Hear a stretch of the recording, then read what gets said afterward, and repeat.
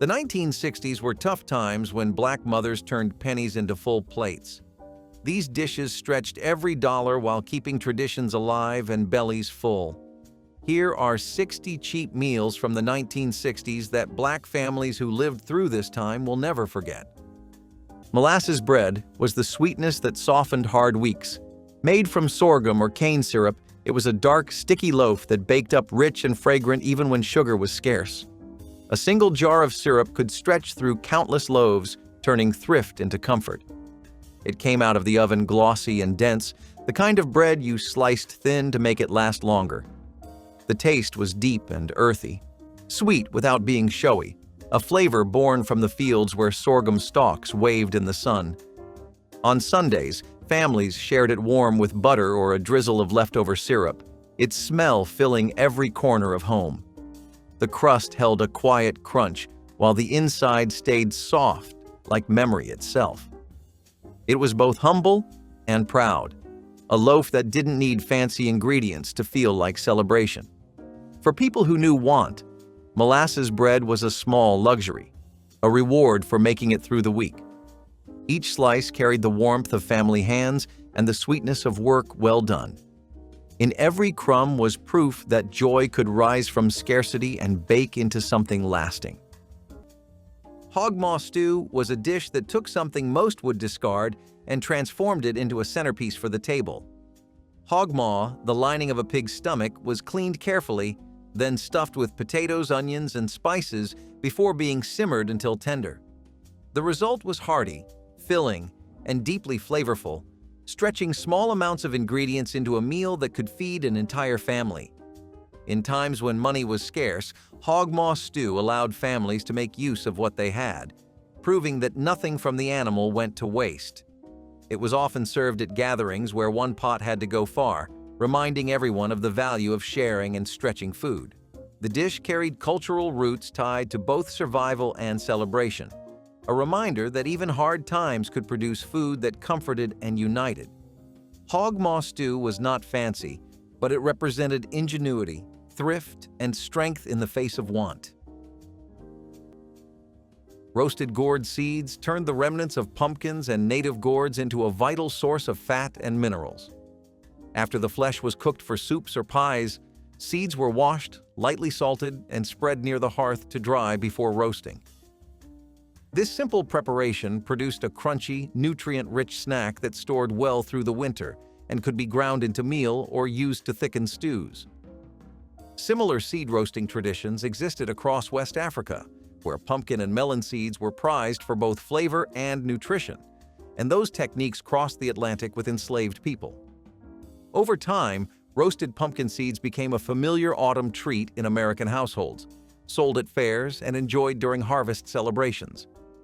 The practice illustrates how African culinary memory merged with indigenous crops, creating a food that moved from necessity to seasonal pleasure. Roasted gourd seeds continue to appear in modern kitchens and farmers markets, carrying with them the history of careful saving and the resourceful spirit that turned every part of the plant into nourishment. Molasses stacked cake graced weddings and homecomings with a sweetness born of patience and skill.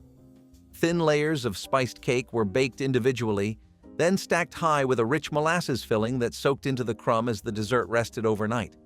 The dark syrup lent a deep flavor that spoke of both Caribbean cane fields and southern kitchens.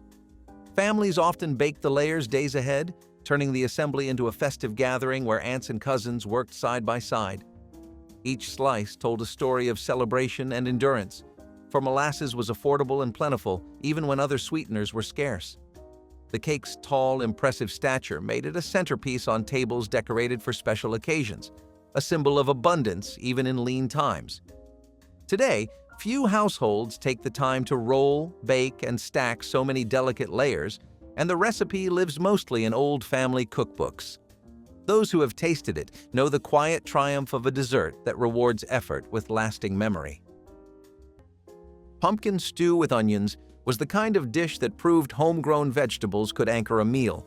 Pumpkins were easy to plant, easy to store, and yielded enough flesh to keep a family fed for weeks.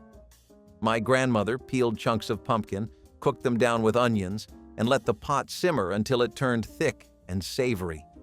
The sweetness of the pumpkin mixed with the sharpness of onion, creating a balance that felt hearty and satisfying. Sometimes she added a little pepper or a leftover bone for extra flavor, but even plain, the stew was filling. Served with bread or cornbread, it was enough to feed a household without meat or costly ingredients. In the 1960s, pumpkins were not just for pies or holidays, they were staples, pulled from backyard gardens and turned into supper. The stew carried warmth, thrift, and creativity in every spoonful. Pumpkin stew with onions showed that survival did not mean going without taste, only learning to love what the land gave freely. Sassafras bark seasoning was one of the earliest flavorings used when store-bought spices were out of reach. The roots and bark of the sassafras tree were peeled, dried, and ground into powder, its aroma rich with warmth and spice. Sprinkled over cornmeal or beans, it transformed plain food into something fragrant and satisfying. Beyond taste, sassafras carried medicinal value too. It soothed sore throats, eased stomach pains, and was believed to cleanse the blood. Its use came from a blend of African and native traditions, a shared understanding that flavor could also heal. For those whose daily meals were often bland or repetitive, this bark brought a hint of joy. Even the smallest dash felt like a luxury. When added to boiling pots, the air would fill with its woodsy scent, a moment of beauty amid scarcity. Families guarded small pouches of ground bark like treasure, passing the habit from one generation to the next. In times when dignity was stolen, seasoning food became a quiet way to reclaim it. Sassafras was more than spice. It was spirit made edible, a reminder that even the simplest flavor could speak of memory, culture, and resilience. Shepherd's pie with mashed sweet potatoes was a clever twist on an old classic that fit the budget of Black families in the 1960s. Instead of pricey white potatoes, sweet potatoes from the garden were boiled, mashed, and spread on top of a filling made from scraps of meat and vegetables.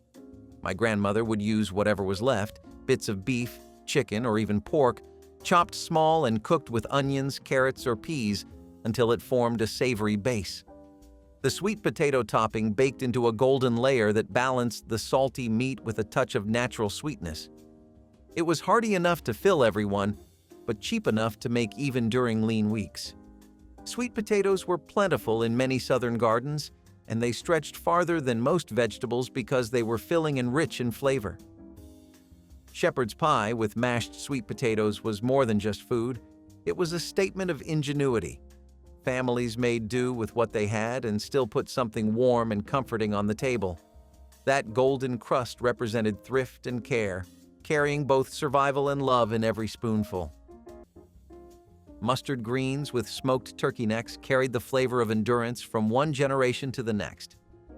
During the Great Depression and later years when ham hocks became expensive or scarce, cooks turned to the neck bones of smoked turkey for the same rich depth. The greens simmered slowly in seasoned broth until tender, soaking up the smoky essence of the meat and the spice of crushed red pepper. Families gathered around the pot to breathe in the savory aroma while cornbread baked in the oven. This dish offered nourishment and warmth, proof that ingenuity could turn modest ingredients into a feast. Children learned to wash and tear the greens while elders seasoned by taste alone, passing down a craft more than a recipe. Today, pre-washed greens and quick cooking methods have dulled the ritual, but the memory of long simmering pots and the steady comfort of smoked turkey necks remains a powerful reminder of resilience and shared meals. Sheep sorrel soup brought a welcome spark of bright flavor after months of heavy grains and salted meat scraps. This common wild plant, with its arrow-shaped leaves and natural lemony tang, grew freely in meadows and along woodland edges. Enslaved gatherers picked the young leaves early in spring, rinsed them well, and simmered them with water and a handful of onions or garlic if available. The result was a light, refreshing broth rich in vitamin C and a gentle tartness that awakened tired palates. African culinary traditions often prized sour greens, and this soup reflected that taste while also serving an important nutritional role in preventing scurvy. After emancipation, sheep sorrel remained a favorite wild green in many rural communities, used in teas and simple soups that celebrated the arrival of warmer weather. Today, foragers still seek it for its tangy bite and health benefits. Sheep sorrel soup stands as a quiet example of how careful observation of the land turned common weeds into an enduring part of Southern culinary heritage. Souse, also known as head cheese, was a dish made from pig scraps that turned thrift into sustenance. The meat from a pig's head, including tongue and cheeks, was simmered, chopped, and set in a broth with vinegar and spices. Once cooled, it formed a terrine-like dish that could be sliced and served cold, usually with bread. Families valued it because it made use of parts of the hog that others ignored, ensuring that nothing edible was wasted.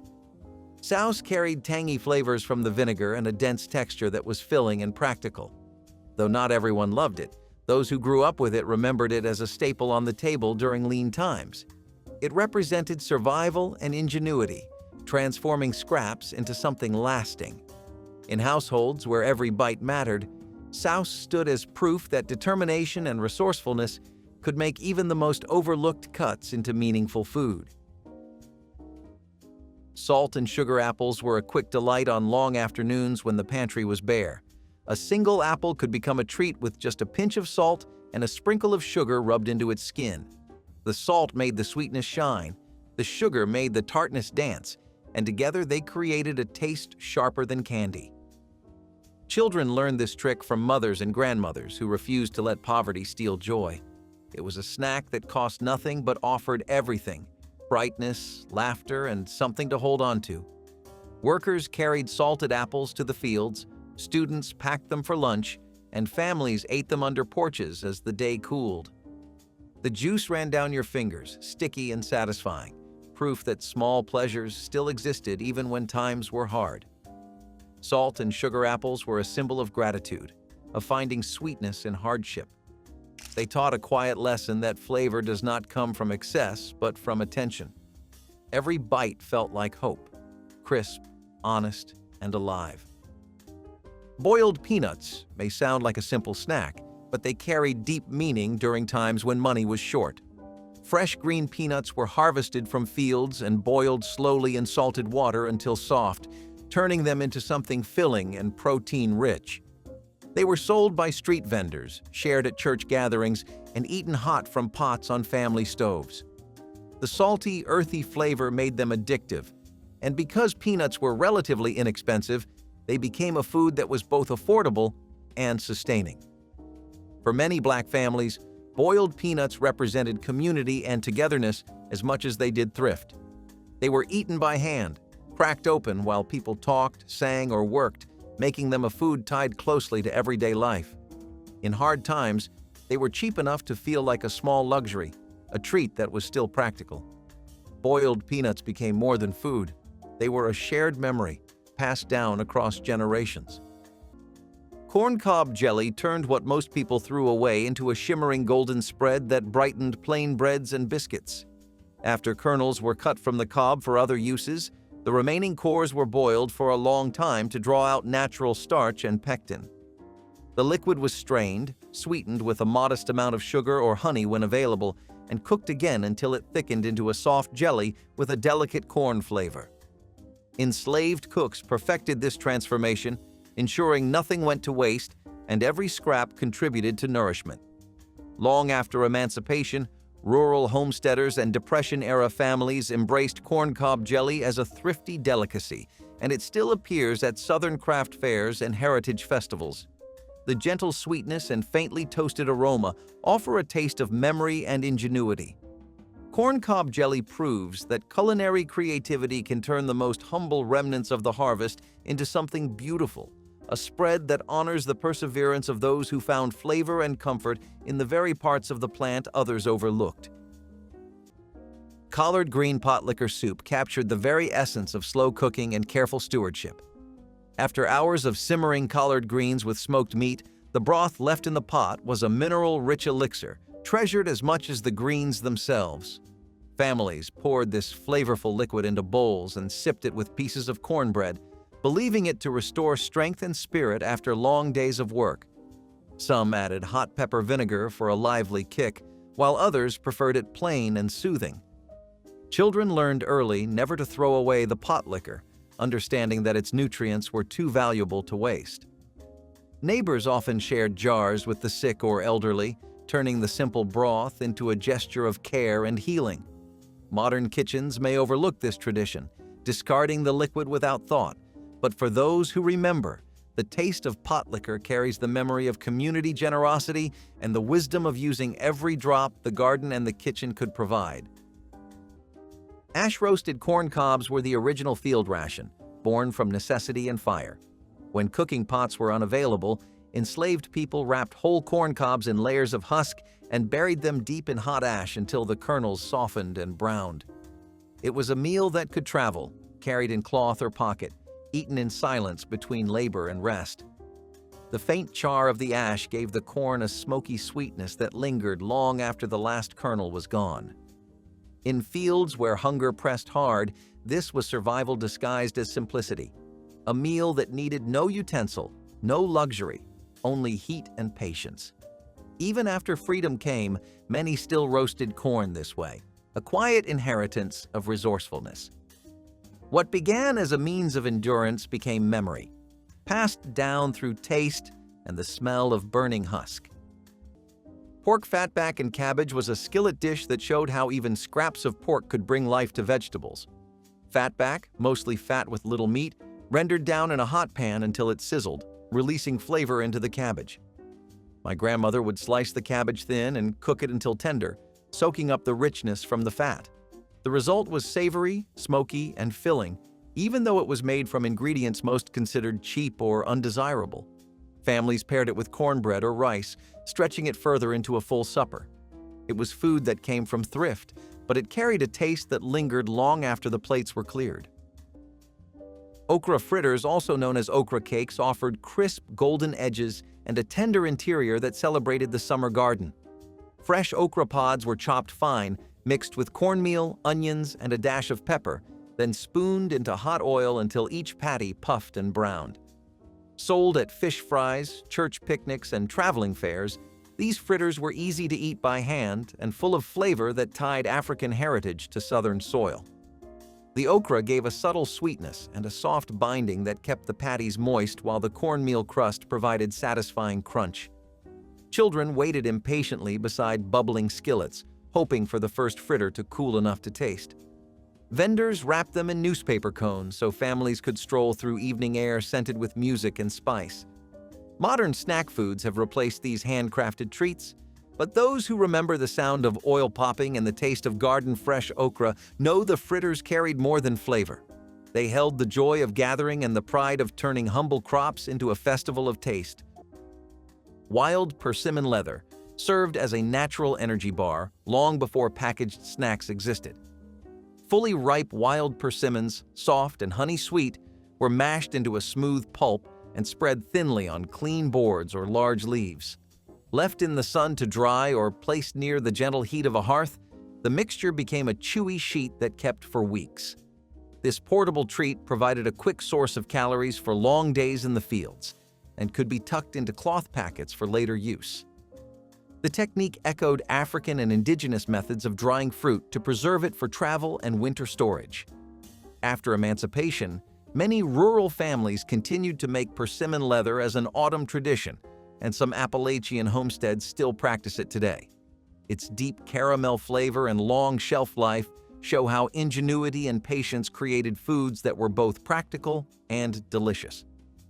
Wild persimmon leather stands as a vivid link between past and present, proving that simple preservation can yield enduring taste and nourishment. Homemade vinegar pie was a dessert that showed just how clever cooks could be in the face of scarcity. With fruit hard to come by, families learned to create a pie filling from vinegar, sugar, butter, and flour, which baked into a sweet, tangy custard-like dessert. It was not the same as apple or lemon, but it offered brightness and sweetness when nothing else was available. Vinegar pie became a symbol of ingenuity, proof that even pantry staples could turn into something special. Served at Sunday dinners or holidays, it gave families a sense of normalcy when times were anything but normal. The taste was surprising, tart yet sweet, simple yet memorable. Families passed recipes down through word of mouth, and many children remembered vinegar pie as the dessert that made hard days feel less heavy. It carried the message that joy and resourcefulness could coexist in the kitchen. Vinegar pie became a reminder of how far determination could stretch. Collard green and onion hash gave leafy greens a starring role, turning a traditional dinner side into a savory breakfast companion. Fresh collard greens were sliced thin and quickly sautéed with sweet onions, a little garlic, and a splash of vegetable broth until tender yet vibrant. The result was a smoky, nutrient-rich hash that paired beautifully with eggs, grits, or cornbread. Some families added diced potatoes for extra heartiness, while others seasoned with a pinch of red pepper flakes to wake up the taste buds. This dish reflected a deep appreciation for garden vegetables and the ingenuity of African-American cooks who brought dinner flavors to the morning table. Collard green and onion hash provided iron, vitamins, and a satisfying warmth that lasted through long days. Its quick preparation and bold taste made it a weekday favorite, while its connection to Southern tradition made it feel timeless, proving that breakfast could be as wholesome and flavorful as any evening meal. Pea hull broth was a whisper of a meal, simple but steady. It started after shelling peas for supper, when the hulls piled high in the bowl. Instead of tossing them, families boiled them down into a thin, tea-colored broth. The scent filled the room, earthy and green, like the smell of gardens after rain. Some added salt, others a small spoon of butter, but most drank it plain, grateful for what it offered. It was a tonic for the tired, a light soup for those who had more hunger than food. During lean seasons, it became the first course and sometimes the only course. It carried vitamins, flavor, and memory in one humble bowl. Pea hull broth showed the wisdom in using everything, even what others called waste. It was not fancy, but it was faithful, feeding families with nothing more than time, heat, and care. The warmth of it settled deep, a quiet kind of comfort that made the world feel generous again.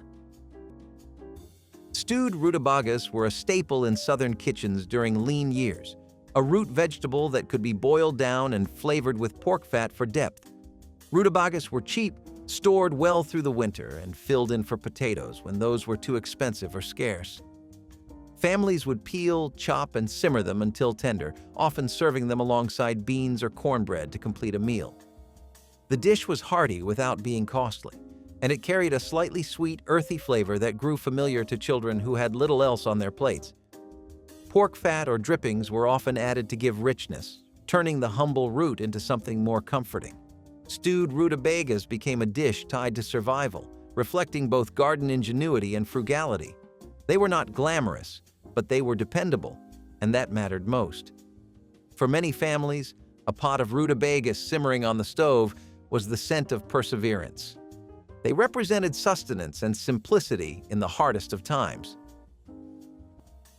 Maypop fruit mash turned the wild passion fruit of the American South into a rare dessert filled with tropical fragrance.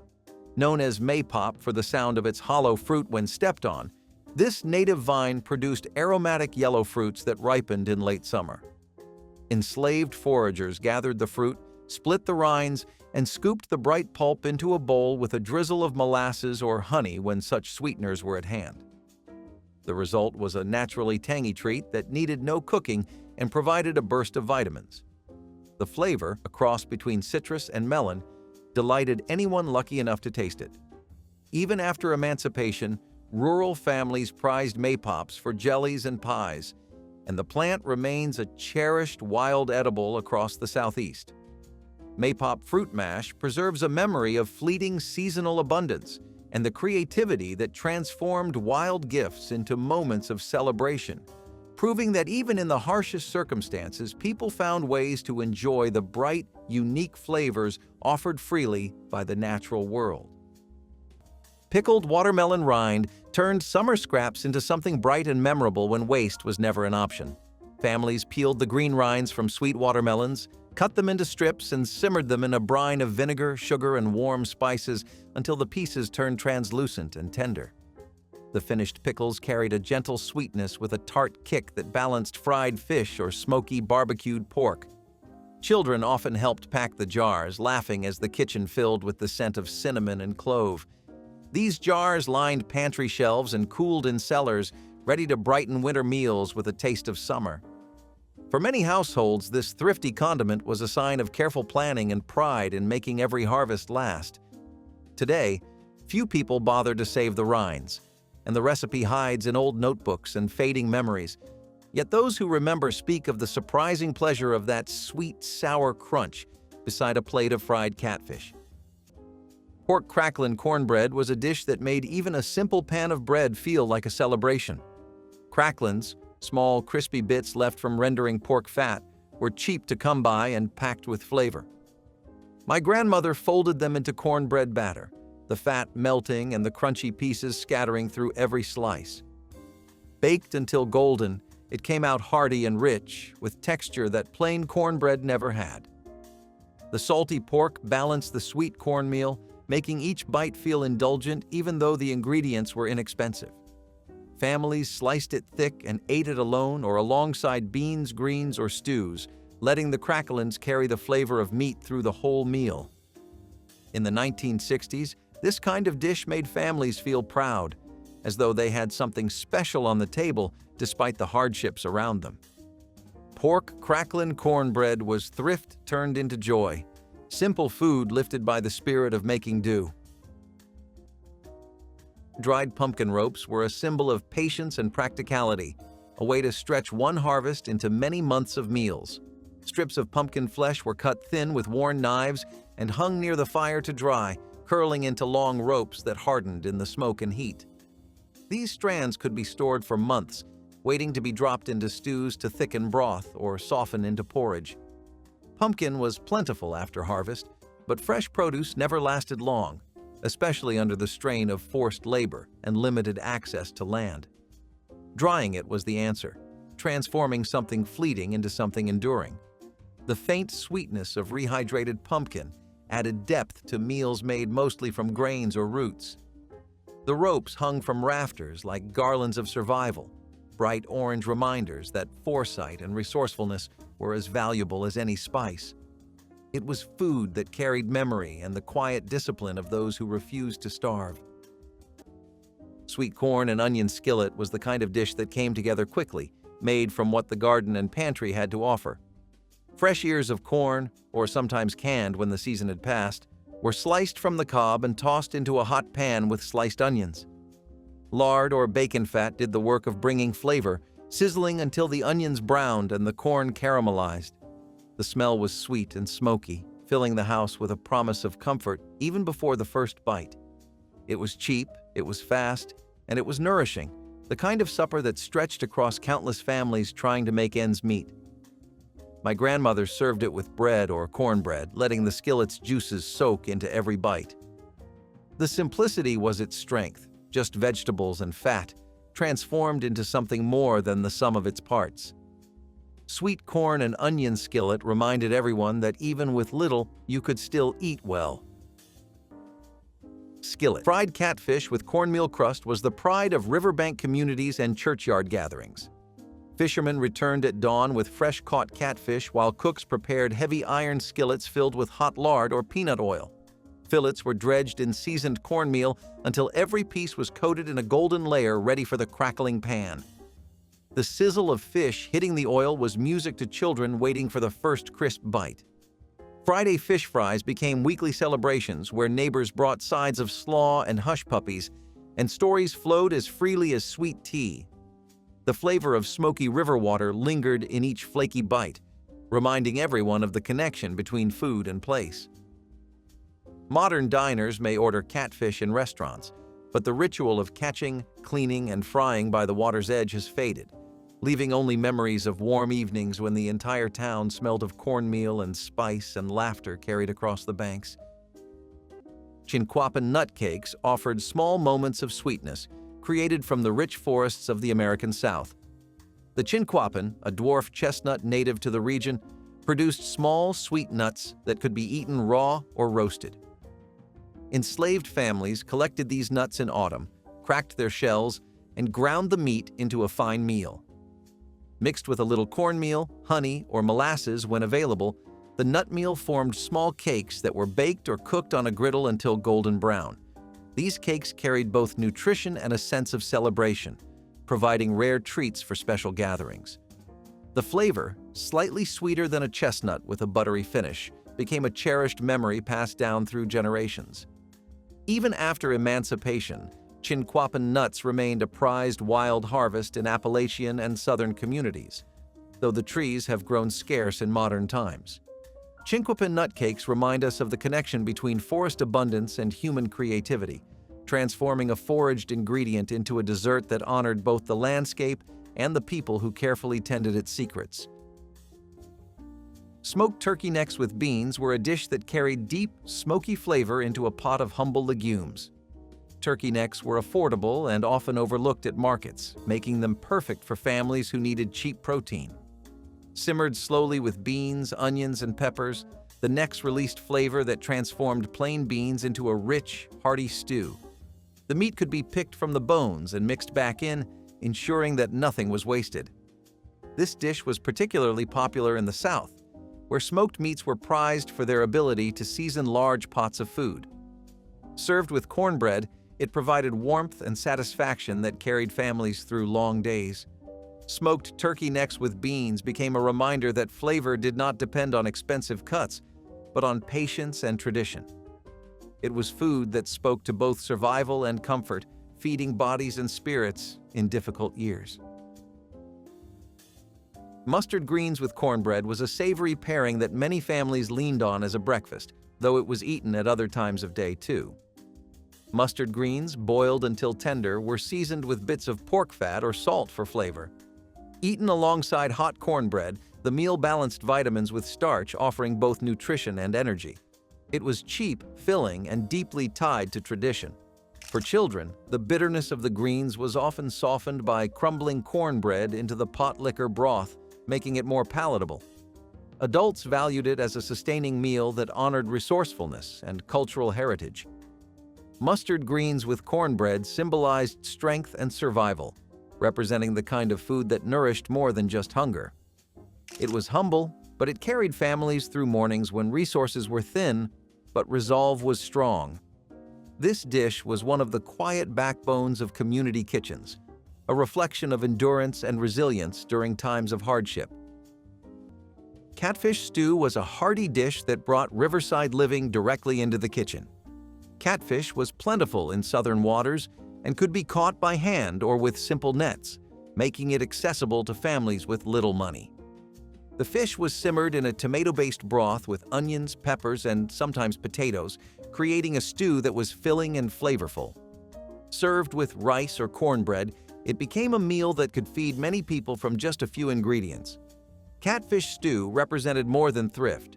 It symbolized self-sufficiency and the ability to survive off the land and water. For Black families, it was also a dish tied to community, as fishing trips often brought people together. The stew carried smoky, tangy flavors that warmed the soul, reminding everyone at the table of home. In times of hardship, catfish stew was both sustenance and tradition, feeding generations with simple but powerful nourishment.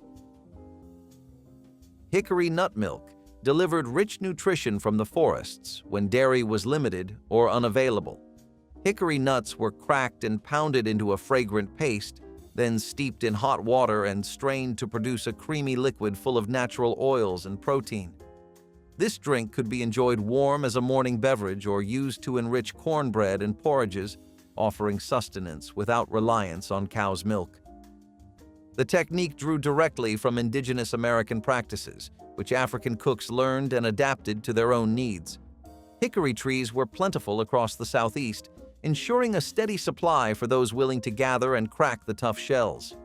Even after emancipation, rural families continued making hickory milk for special dishes, and some Appalachian recipes still call for it today. Its smooth flavor and nourishing qualities illustrate how African American cooks combined local knowledge and old-world methods to create foods of lasting value. Hickory nut milk stands as a quiet but powerful symbol of ingenuity, linking the forest's bounty to a tradition of resilience and culinary skill. Sorrel hibiscus tea brought a ruby glow to church socials and summer porch gatherings. Its tart floral flavor, steeped from dried hibiscus petals and sweetened with cane sugar, reflected Caribbean influences that African American families carried north and west during migrations. Grandmothers brewed the tea in large enamel pots, sometimes adding a hint of ginger or a squeeze of lime to brighten the taste. Children watched the deep red liquid swirl into pitchers, knowing it signaled a special occasion. Served chilled over cracked ice in simple glasses, sorrel tea cooled guests during humid evenings while hymns and laughter filled the air. The drink offered more than refreshment. It was a quiet connection to ancestors and homelands across the sea. Over time, soda and store-bought beverages replaced the careful steeping of petals and spices, and the vibrant tradition faded in many communities. Those who still make it treasure the deep crimson reminder of resilience and shared history that once colored every celebration. Sorghum syrup biscuits with milk were the kind of dinner that showed how families found sweetness even in struggle. Sorghum syrup, cheaper than sugar, was kept in jars that seemed to last forever, poured generously over hot biscuits fresh from the oven. My grandmother baked the biscuits with flour and lard, ingredients that could be stretched and shared across multiple meals. Once the biscuits were ready, she split them open, drizzled them with syrup, and served them with cold milk poured into glasses. It was simple but filling, providing enough energy for tired workers and growing children. The sweetness of the syrup turned plain flour biscuits into something that felt like a treat, even if it was just supper. In the 1960s, this kind of meal reminded families that comfort did not always need meat or elaborate dishes. It was about making do with what was on hand and finding joy in it. Sorghum syrup biscuits with milk were a reminder that sweetness could soften the edge of hardship. Frog leg broth was not a delicacy then, but a resource found in the wetlands where hunger met opportunity. In low country swamps and riverbanks, frogs were plentiful and easy to catch at night with torches or bare hands. Their legs, though small, were rich in protein, and their bones gave flavor to broths thickened with roots or cornmeal. It was a meal of the marsh, humble but sustaining. Boiled with wild onions or herbs, it produced a light, savory soup that soothed empty stomachs and eased fatigue. Children were often the ones sent to catch frogs, turning play into survival work. It was food that required courage and cleverness in equal measure, proof that life could be drawn from even the smallest, quietest corners of the natural world. Frog leg broth may not have been glamorous, but it was a meal that kept people strong enough to see another day. Stuffed bell peppers with rice and onion were a dish that stretched garden vegetables into something filling and satisfying. Bell peppers were inexpensive when in season, and my grandmother made the most of them by stuffing each with seasoned rice, onions, and sometimes a bit of tomato. Meat was optional and often absent, but the rice itself carried enough substance to make the meal complete. The peppers were baked until tender, their skins blistering slightly while the rice absorbed every bit of flavor. Each stuffed pepper became its own little meal, portioned perfectly for children and adults alike. The aroma of roasted peppers and onions filled the house, signaling comfort even when budgets were stretched thin. It was a dish that looked impressive despite being made from humble ingredients, and it reminded families that presentation mattered too. Stuffed bell peppers with rice and onion carried both thrift and pride, proving that even in hard times, dinner could be hearty, healthy, and beautiful on the table. Stewed oxtails with rice gravy brought deep flavor and slow-cooked richness to Sunday tables across many African American communities. Oxtails, once inexpensive and overlooked, were browned in heavy pots and then simmered for hours with onions, garlic, and spices until the meat turned buttery soft. The braising liquid thickened into a silky gravy that clung to each grain of rice, creating a dish that was equal parts comfort and celebration. Families saved this meal for weekends when everyone could gather because patience was essential and conversation flowed while the pot worked its magic. Children sneaked tastes from wooden spoons, drawn by the savory aroma that filled the house from morning until evening. The humble tale, once discarded by butchers, became a centerpiece of pride and ingenuity. Today, rising prices and faster cooking habits mean fewer people take the time to coax such tenderness from a simple cut of beef, but those who remember the meal speak of it as a perfect union of thrift, skill, and the slow rhythm of family life. Elderflower cordial brought delicate sweetness and subtle healing to kitchens that often lacked sugar and fruit. When elder shrubs burst into fragrant clusters in early summer, gatherers clipped the blossoms and steeped them in water with a touch of honey or sorghum to create a lightly floral syrup. This cordial could be sipped as a soothing drink, stirred into simple desserts, or used as a gentle remedy for coughs and fevers. The method reflected old-world European customs while blending with African-American herbal practice, showing how cultures met in the shared search for flavor and wellness. Long after emancipation, elderflower cordial remained a quiet luxury in rural households, prized for its refreshing taste during hot southern days. Today, it reappears in cocktails and artisanal sodas, but its roots lie in careful foraging and centuries of folk medicine. Elderflower cordial proves that even in times of want, people found ways to capture the fleeting perfume of summer and preserve it for moments of calm and celebration. Peach preserves with biscuits brought the sweetness of summer into the cold months of winter. Families would boil down ripe peaches with sugar until thick, sealing them in jars to last through the year. Spread over hot biscuits, the preserves offered both comfort and nourishment when fresh fruit was long gone.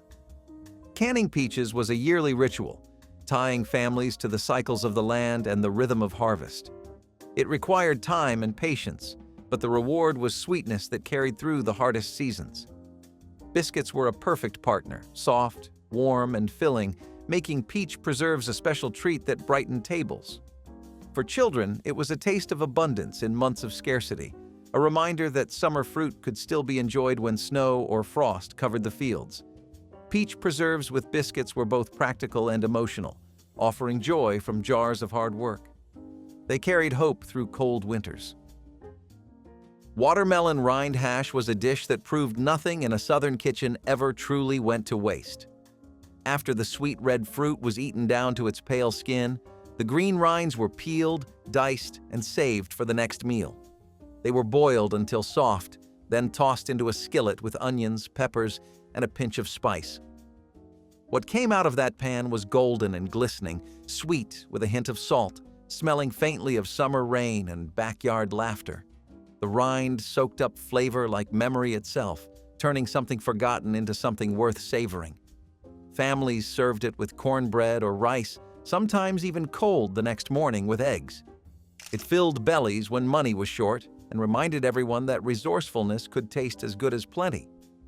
The sizzle in the skillet sounded like hope, sharp and quick, the sign that something good was about to happen. Watermelon rind hash was not just food, it was gratitude on a plate.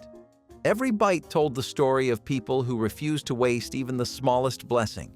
It was sweet, it was humble, and it carried the quiet genius of survival, transforming scraps into a celebration that no one ever forgot. Sweet potato biscuits with honey were a beloved comfort food that turned humble ingredients into something special. Sweet potatoes were plentiful in the South, cheap to grow, and full of natural sweetness.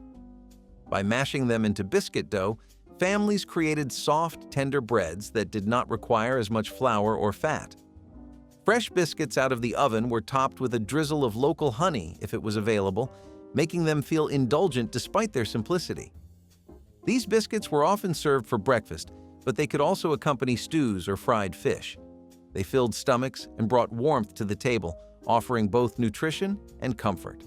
Sweet potatoes symbolized resilience, and honey added a touch of hope in difficult times. Together, they created a dish that carried meaning well beyond its taste. Sweet potato biscuits with honey reflected the heart of soul food, making something beautiful and memorable from ingredients that were always within reach. Pokeweed greens offered one of the first fresh tastes of spring for people living with few supplies after a long winter. Young pokeweed shoots emerged early and plentifully, but they carried natural toxins that required careful boiling in several changes of water. Enslaved cooks, drawing on African knowledge of wild plants, mastered this technique to create a tender, spinach-like dish that supplied vital vitamins when gardens were only beginning to grow. Seasoned with a bit of salt pork or a sprinkle of wild herbs, poke greens became a welcome sign of the changing season. Long after emancipation, poke salad festivals in Appalachia and the Deep South celebrated this once humble plant, turning a survival ingredient into a community tradition. The careful preparation taught by generations of African American cooks is still followed today, preserving both safety and flavor. Pokeweed greens remind us that deep botanical knowledge and patient cooking transformed a potentially dangerous weed into nourishing food that helped sustain families through the hardest times. Fried green tomato. Po' boys turned unripe tomatoes into a sandwich that tasted like pure coastal sunshine wrapped in crunchy cornmeal. Thick slices of firm green tomatoes were dredged in seasoned cornmeal and fried until their edges crisped and their centers softened just enough to release a bright tang. Piled high on soft French bread with a smear of remoulade and a handful of shredded lettuce, they became a favorite along Gulf Coast streets where shrimp boats docked and music floated from open windows. Vendors often sold them at fish fries and fairs when seafood prices climbed too high, proving that a garden vegetable could carry the day as well as any oyster or crab.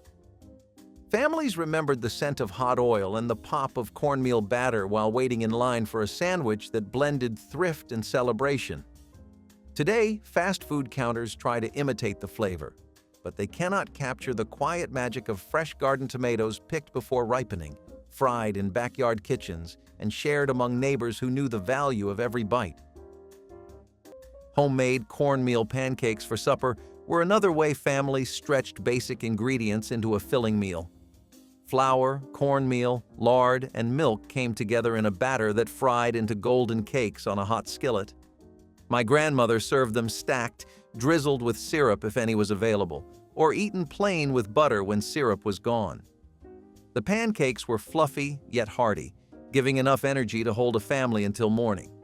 They cost next to nothing but fed many, which was exactly what mattered most. Children loved the sweetness when syrup was added, while adults appreciated the sheer substance of the cakes.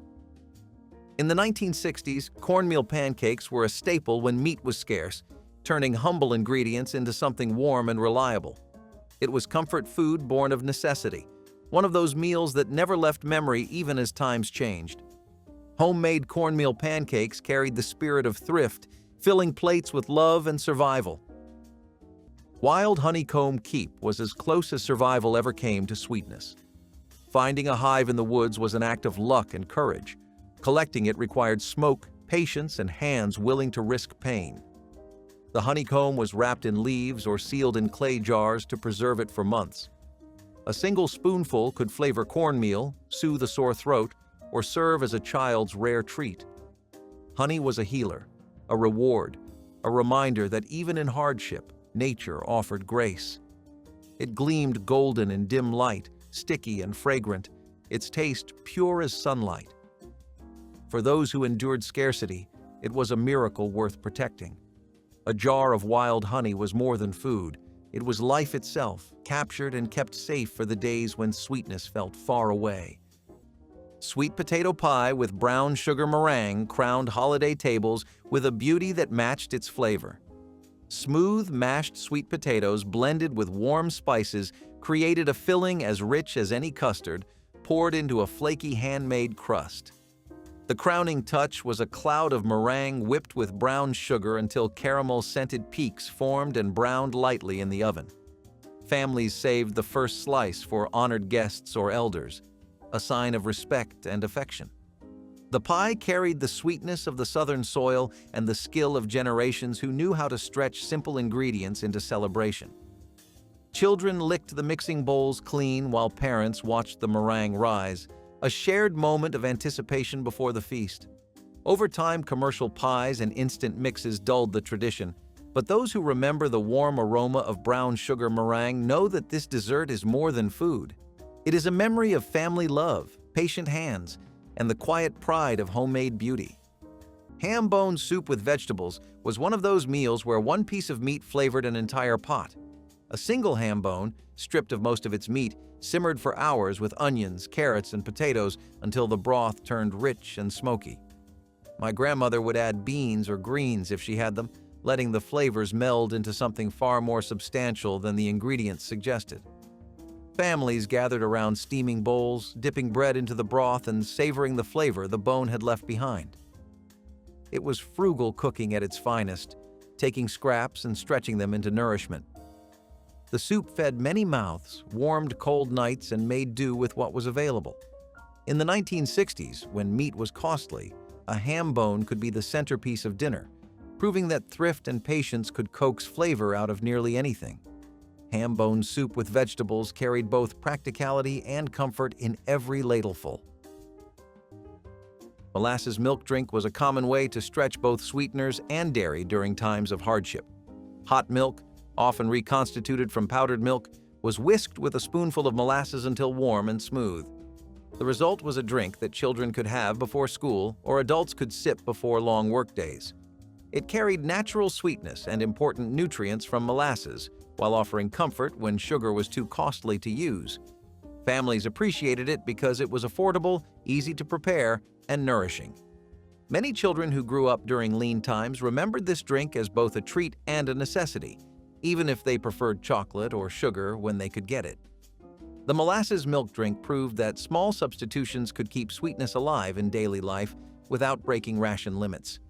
It was simple, practical, and tied directly to the struggles of everyday survival, becoming a quiet but important memory of perseverance.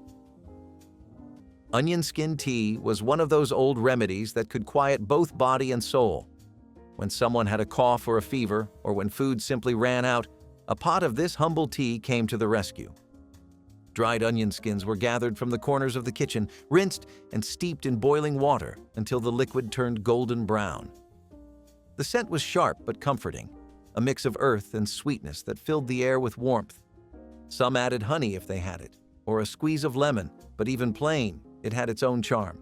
People believed it could heal and strengthen, and maybe it did, because hope itself can be medicine.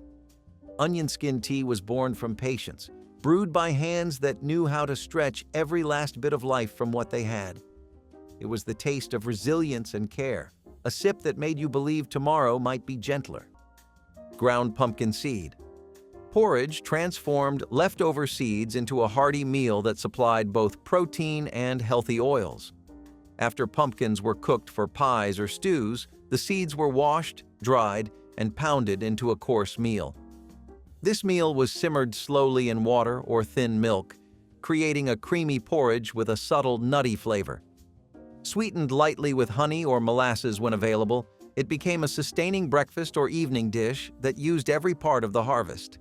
The method reflected West African culinary traditions where ground seeds thickened soups and stews, showing how transplanted knowledge enriched American foodways. Generations after emancipation, pumpkin seed porridge remained a seasonal specialty in some rural areas, appreciated for its nourishing qualities and gentle taste. Modern cooks might recognize it in contemporary seed-based milks and cereals, proving that this centuries-old practice still influences how we eat today. Ground pumpkin seed. Porridge highlights the wisdom of never wasting what nature provides and celebrates a heritage of careful resourcefulness that continues to inspire. Stewed okra with cornmeal dumplings was a dish that blended frugality with comfort in a way that stuck with families for decades.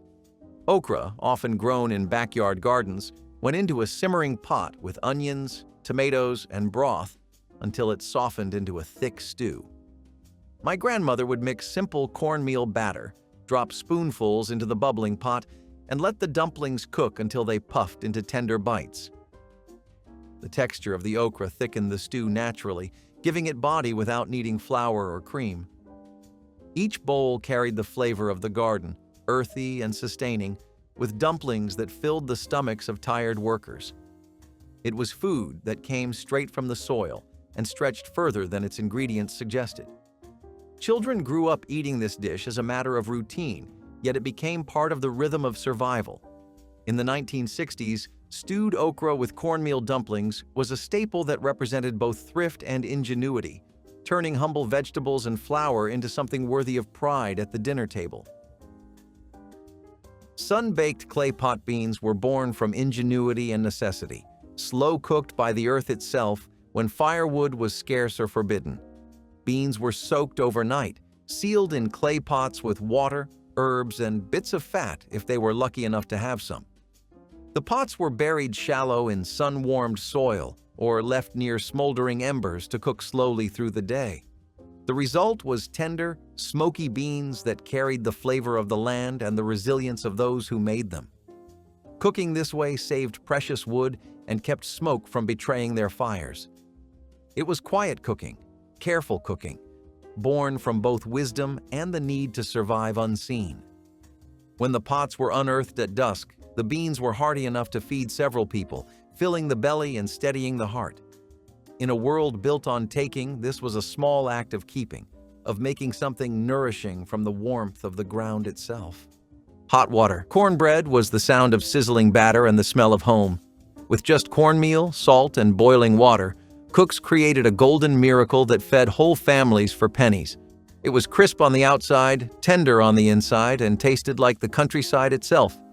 The beauty of it was in its simplicity. No milk, no eggs, no fuss, just skill and heat. Each cake was fried in cast iron, often in saved bacon grease that gave it a smoky edge. Children would snatch them off the pan before they cooled, blowing on them between bites. It paired with everything, greens, beans, or stew, but it never needed company to shine. Hot water cornbread taught generations that good food came from the hands, not the wallet. It was born out of necessity but carried the pride of invention. The sound of cornmeal hitting the skillet was like a heartbeat, steady and sure, in homes that had seen hard times. A simple mix of grain and grit, it embodied the spirit of those who refused to go hungry or hopeless. Hot water. Cornbread was survival turned into comfort, one crispy bite at a time. Stewed okra and tomatoes were the kind of dish that took simple garden produce and turned it into something nourishing enough to feed a family. Okra, a vegetable with African origins, thrived in southern soil, while tomatoes grew easily in backyard gardens. Together, simmered slowly with onions, spices, and sometimes a scrap of salt pork, they created a stew that was tangy, savory, and thick. Families relied on it because it stretched small harvests into larger meals, often served over rice or with cornbread to make it filling. The dish was especially important when meat was too expensive to buy, as it added depth and nutrition without needing animal protein. Stewed okra and tomatoes became more than food. They were a way to survive with what the land provided. For many, the taste carried reminders of summer gardens and the hard work it took to keep families fed. It was frugal, delicious, and a perfect example of survival cooking. Pine needle tea offered a bright and restorative drink when fresh produce was scarce during cold months. Enslaved foragers collected the youngest green needles from longleaf and loblolly pines, rinsed them carefully, and steeped them in hot water until the brew released a light citrus aroma. Rich in vitamin C, this tea helped ward off scurvy and brought a welcome freshness to winter diets heavy with salt-preserved foods. The practice echoed both indigenous traditions and West African herbal knowledge, merging two continents' wisdom into a single sustaining cup. Families continued to brew pine needle tea well after emancipation, and it remains popular among modern herbalists for its gentle flavor and reputed immune-boosting qualities. Its evergreen scent and warm golden color remind us that even in the most barren season, the forest offered nourishment. Pine needle tea illustrates how observing the land and respecting its cycles allowed people to find both medicine and comfort, turning what others overlooked into a sustaining daily ritual that strengthened body and spirit alike. Catfish stew was born from the rivers that fed hungry families when money could not. It was a fisherman's meal, made with whatever the day's catch brought in and whatever else could be spared. The fish simmered with onions, peppers, and a few spices until the broth turned hearty and golden. Sometimes a few potatoes or tomatoes joined the pot to stretch the servings further. The flavor was bold, earthy and honest, born of water, labor, and faith. Along the banks of muddy rivers, folks gathered to clean, season, and cook together, turning scarcity into celebration. Every spoonful tasted of resilience, the kind that came from knowing you could always find a way. Catfish stew wasn't just dinner, it was fellowship, a gathering around the fire with laughter and storytelling. Even when the world seemed empty, this stew filled bellies and hearts alike. It was the living memory of a people who found abundance in places others overlooked, a symbol of perseverance floating in a pot of simple, sustaining joy. Crowder pea stew was a variant of black-eyed peas that found its way into countless kitchens during hard years. Crowder peas, smaller and creamier than black-eyed peas, were simmered down with onions, peppers, and bits of smoked meat if any were available. The stew was thick, filling, and high in protein, making it essential for families who needed food that stretched far. Served with cornbread or rice, Crowder pea stew could feed many mouths at little cost. It was one of those dishes that reflected the ingenuity of turning simple legumes into full meals that carried flavor and strength. The stew also tied into a long history of peas as a staple in African and Southern food traditions. Families leaned on it not only because it was affordable, but because it was familiar and comforting. Crowder pea stew was more than food, it was a lifeline and a cultural anchor in times of scarcity. Wild grape connected plantation kitchens to the native abundance of the American South. Muscadine and Scuppernong grapes grew untended along fences and forest edges, providing a dependable late summer harvest. Enslaved workers gathered the clusters and crushed them by hand to create a tangy juice that could be fermented slightly for a refreshing drink or boiled into a syrupy must used to season grains and greens. This technique echoed West African traditions of using fruit reductions to brighten savory dishes. After emancipation, muscadine wine and homemade grape jellies became hallmarks of Southern foodways, and small farms still produce them today. The careful gathering and slow simmering required patience and skill, qualities that defined the cooking of those who made the most of every wild resource. Wild grape stands as both a practical recipe and a testament to how African-American cooks merged Old World techniques with New World ingredients, leaving a flavor that continues to shape regional preserves and beverages across the Carolinas and Georgia. Sweet potato biscuits once brought warmth to breakfast tables and Sunday dinners alike. Mashed sweet potatoes blended with flour, butter, and a touch of sugar created a dough that baked into soft, slightly sweet rounds. These biscuits paired beautifully with salty country ham or a drizzle of sorghum syrup, offering a perfect balance of savory and sweet. Families often baked them in batches large enough to feed relatives and neighbors, turning an ordinary morning into a quiet feast. The natural sweetness of the potatoes gave the biscuits a gentle orange hue, a visual comfort as well as a culinary one. Children were often given the task of mashing the cooked potatoes, a small role that made them proud participants in a beloved family recipe. Today, store-bought rolls and instant mixes have replaced the slow, careful preparation of true sweet potato biscuits. For those who remember their fragrance filling the kitchen, each bite carries memories of kinship, generosity, and a heritage that deserves to be cherished. Stewed field peas with cornbread was a Southern staple that seemed to appear on tables no matter how hard times got. Field peas were inexpensive, easy to grow, and dried well enough to last through seasons, making them a dependable ingredient when other food was scarce. My grandmother simmered them slowly with onion, maybe a scrap of pork if any was left, until the peas broke down into a thick, savory stew. Cornbread was baked alongside, crumbly and warm, and served as the perfect companion, soaking up every bit of broth. Together they made a full meal, packed with enough substance to keep workers fed after long days in the fields or factories.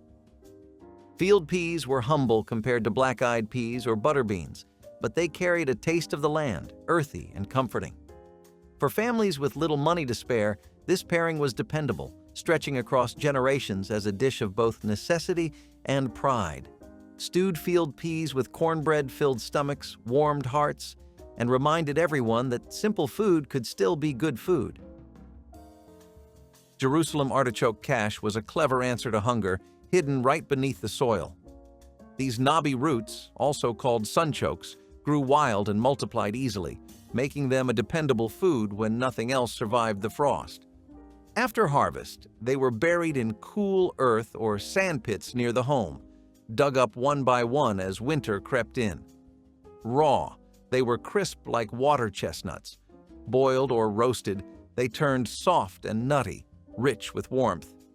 Unlike potatoes, they did not spoil quickly, and unlike corn, they required no field. They belonged to those who had the wisdom to look down, not out, to find food where others saw weeds. Families who kept Jerusalem artichokes knew security in the hardest months.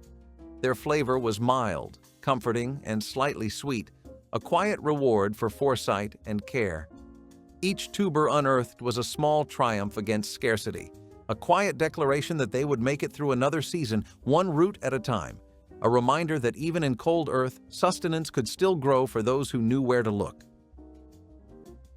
Fried green tomatoes with grits was a cheap Southern classic that carried both tradition and thrift in every bite.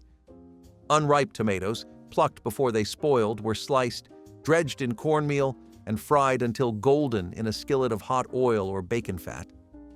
My grandmother paired them with bowls of creamy grits, the cornmeal base that stretched across countless households for pennies.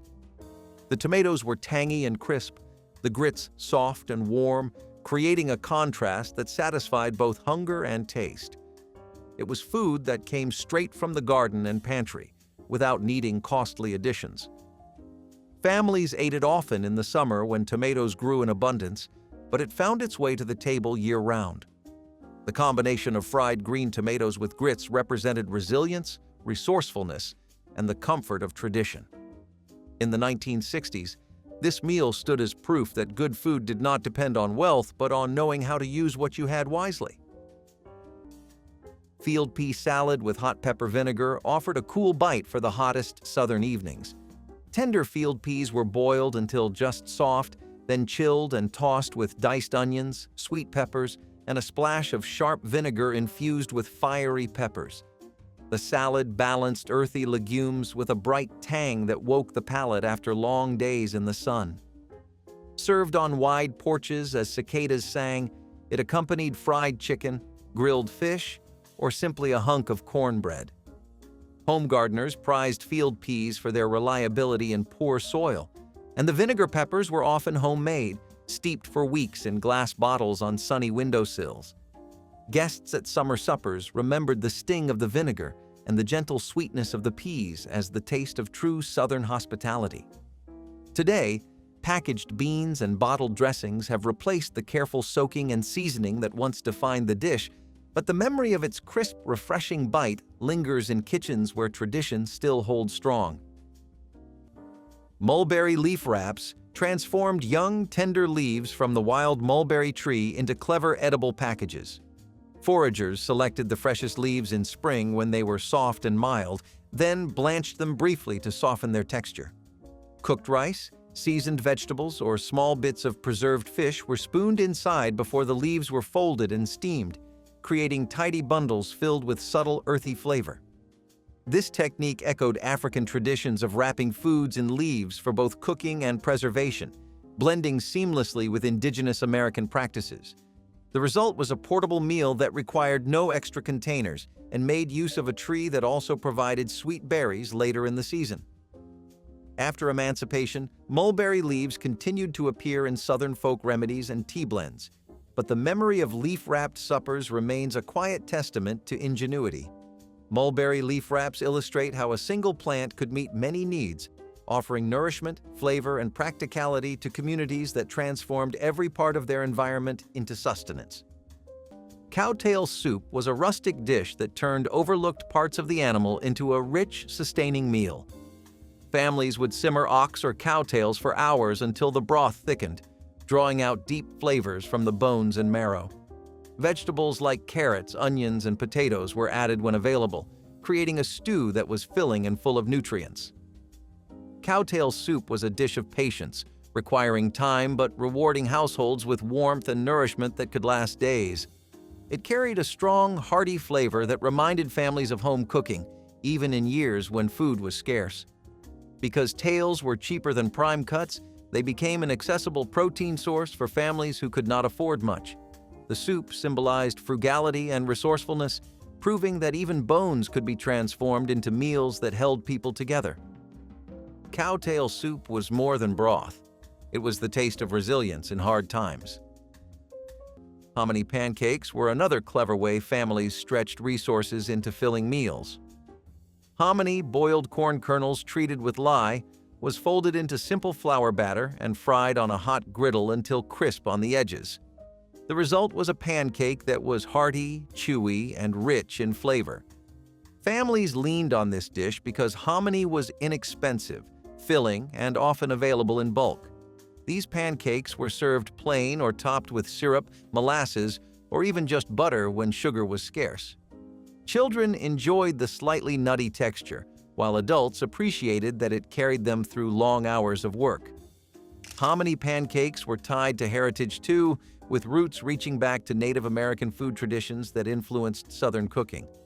They were a reminder of resilience and cultural continuity, showing how simple staples could be reinvented to meet new needs. Hominy pancakes filled stomachs, but they also filled mornings with the comfort of tradition and the creativity of making do. Pig ear sandwiches were another example of how Black families wasted nothing and found flavor where others saw scraps. Pig ears, which butchers often sold cheaply, were boiled until tender, then sliced thin and placed between bread with mustard or hot sauce. The texture was chewy, but the taste was rich and savory, making them surprisingly satisfying. For many, these sandwiches became a dependable lunch or supper when more expensive meats were out of reach. They were especially common in rural towns where hogs were butchered at home and every part of the animal was used. Families knew that wasting nothing was not just thrifty, it was survival. Eating pig ears was also a mark of resilience, turning overlooked cuts into a food that people grew to enjoy. Today, pig ear sandwiches are remembered as a dish born from necessity, but filled with pride, showing just how much strength could be found in the humblest of meals. Cane top syrup began with the earliest shoots of sugarcane, long before the full harvest. When planters reserved the mature stalks for commercial sugar, enslaved workers cut the tender tops and simmered them slowly, extracting a thin but sweet syrup. This homemade sweetener flavored cornbread, porridge, and hot drinks, adding a rare touch of luxury to daily meals. The technique reflected both African experience with cane and Caribbean methods of small-batch syrup making. After emancipation, many rural families continued to boil cane juice into syrup during the early season, a practice still alive in parts of Louisiana and Florida. The flavor is lighter and grassier than late-season molasses, making it unique among Southern sweeteners. Cane top syrup shows how skilled hands transformed what might have been discarded into something valuable, blending cultural knowledge with the natural rhythms of the crop. It stands as a reminder that, even in conditions of deprivation, African American cooks created enduring regional flavors that remain treasured in Southern pantries today. Chitlins holiday feast once marked winter celebrations with an aroma as unforgettable as the labor required to prepare it. Hog intestines were cleaned thoroughly, then simmered for hours with onions, vinegar, and spices until tender. The dish demanded patience and community, often bringing families together for a full day of washing and cooking.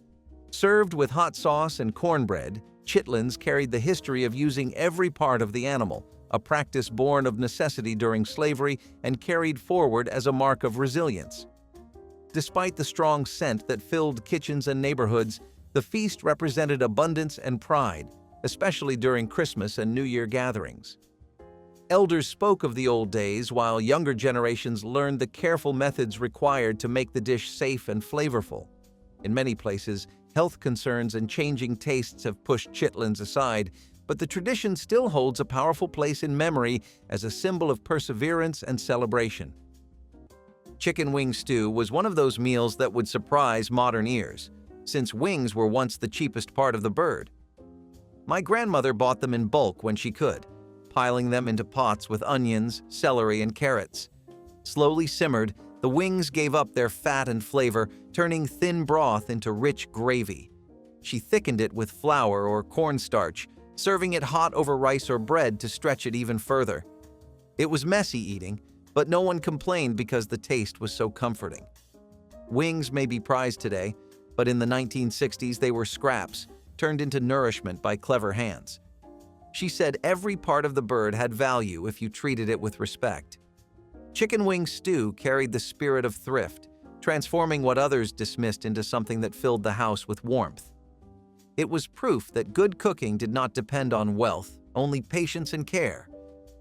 Pickled watermelon rinds were the epitome of making something from nothing, a perfect reflection of the ingenuity that sustained life under impossible circumstances. The sweet pink flesh of the melon was eaten quickly, but the pale rind, normally discarded, was peeled, cut, and boiled in vinegar with cloves and sugar until translucent. Stored in jars, it became crisp, tangy, and refreshing, a treat that lasted long after harvest. It was both preservation and protest, turning scraps into sustenance. This act of saving every part of what little was available revealed a truth. Survival was not only about endurance, but about creativity. These jars lined kitchen shelves like quiet trophies, gleaming reminders that waste was a privilege few could afford. Even now, a single bite of pickled rind carries that legacy, sweet, sharp, and unbroken. Okra gumbo with fresh crab told the story of low-country waters and West African roots in every bowl. Thickened by the natural mucilage of okra and deepened with a slow-simmered stock, the stew held blue crab, onions, bell peppers, and fragrant spices that reflected both coastal bounty and ancestral memory. Fishermen brought the catch of the day to markets where cooks bargained for the sweetest crab meat, while home gardeners plucked tender okra pods from vines that thrived in humid summers. The gumbo pot became a gathering place where family and neighbors stood around sharing stories as the aroma of seafood and spice filled the air. Served over rice, each spoonful carried the taste of tides, soil, and a heritage that stretched back across the Atlantic. In modern times, many turned to faster recipes and frozen ingredients, losing the patient layering of flavor that once defined this dish. Yet for those who remember, nothing matches the soulful depth of a true okra gumbo made with freshly caught crab. Roasted chestnuts carried warmth and nourishment through the cold months when plantation rations were meager and gardens lay dormant. Enslaved families foraged chestnut trees that grew wild in the surrounding woods, gathering the smooth brown nuts and roasting them in hearth ashes or iron skillets until their shells cracked and the sweet flesh softened. The nut's high energy content and natural sweetness made it an important source of calories and comfort, especially during long winter evenings. Roasted chestnuts became part of a wider African American food tradition, appearing in holiday celebrations and roadside markets after emancipation. Their gentle flavor paired well with cornmeal breads and simple stews, and many families passed down techniques for roasting and storing them long after the plantation era ended.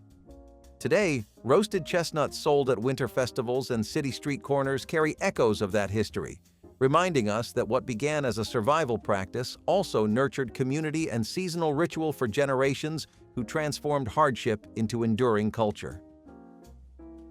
Corn husk tamales in the Delta carried a story of adaptation and resilience, blending African American creativity with Mexican influence. Families filled corn husks with seasoned cornmeal dough and sometimes small bits of pork or vegetables, then simmered them slowly until firm. They were portable, hearty, and could stretch a handful of ingredients into meals for many. In the Delta, these tamales became a community staple, often sold from wagons or small kitchens to neighbors who could not afford restaurant food. Wrapped in corn husks, they represented thrift and tradition, proof that families could borrow from other foodways and make it their own. Tamales were often shared at gatherings or passed around during long workdays, feeding both body and spirit. They carried the memory of cornfields and the smell of simmering pots, becoming part of African American culinary history. Delta tamales showed that even in hard times, food could carry flavor, heritage, and strength into the lives of those who needed it most. Mud pie was not the dessert people think of today, but a savory meal that brought warmth when meat was scarce. It began with mashed potatoes, thick and creamy from yesterday's supper, spread across the bottom of a pan. A layer of bread crusts came next, torn from loaves that had grown stiff with time. Then came a pour of rich brown gravy, made from drippings and flour, seeping into the bread and potatoes like rain into soil. When it baked, the top turned dark and glossy, the inside soft and heavy with flavor. It looked muddy, hence its name, but it tasted like comfort itself. Families made it on Sundays, when scraps were gathered and hope was baked back into the week. The smell filled the house and called everyone to the table. Children fought for the crispy corners while parents smiled in quiet relief. Mud pie carried pride in every bite, the kind of pride that came from making something out of almost nothing. It was a meal that felt like a miracle, served hot from the oven and eaten slow, one spoonful at a time, a reminder that even hard days could end sweetly. Pickled watermelon rind was a dish born out of a waste-not spirit. When families ate fresh watermelon, they saved the rinds, slicing off the tough green skin and brining the white flesh in vinegar, sugar, and spices. The result was a tangy, sweet pickle that could be eaten alongside meats, beans, or cornbread. In hard times, nothing edible was thrown away, and this recipe proved that even scraps could become something delicious. Pickled rind added brightness to plates that were otherwise heavy with starch and salt, lifting meals and making them feel more balanced.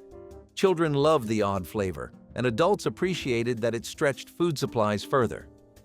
Pickled watermelon rind became common in many Southern households, passed down as a recipe of ingenuity. It turned what was once destined for the trash into something cherished, embodying the creativity of Black families making do with what they had.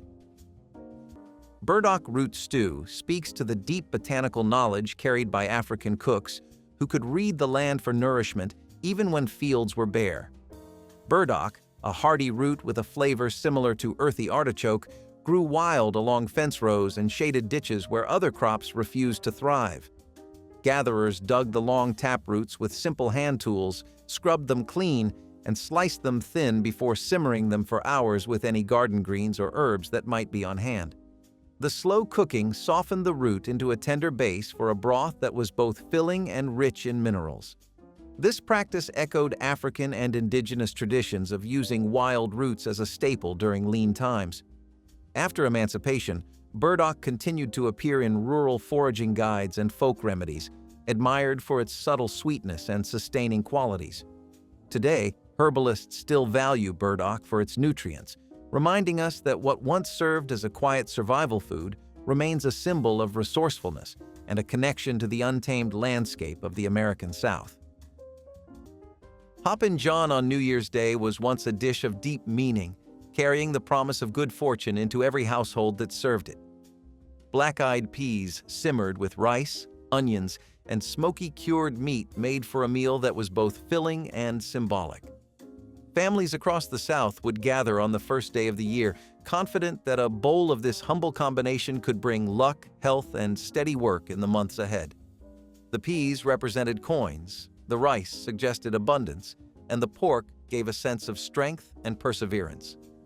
Elders passed down stories of how this recipe came from West African traditions that traveled through the Middle Passage and took root in Carolina kitchens. Children learned to stir the pot while listening to tales of ancestors who found comfort in its aroma after days of uncertainty. Today, many people know the name, but few carry on the ritual with the same devotion that once marked every New Year's morning across countless African American homes.